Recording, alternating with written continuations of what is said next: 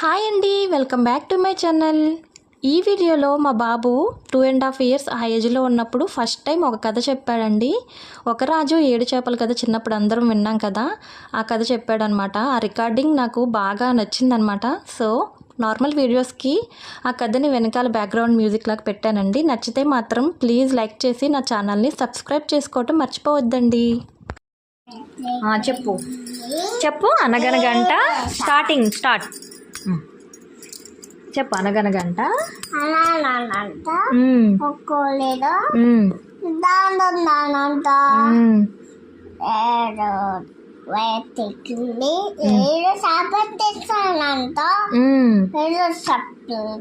ఏడు చేపలు తెచ్చారా?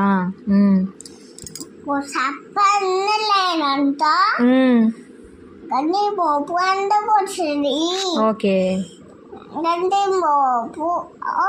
ఎందుకు అడ్డం వచ్చావు అని అడిగాడంట.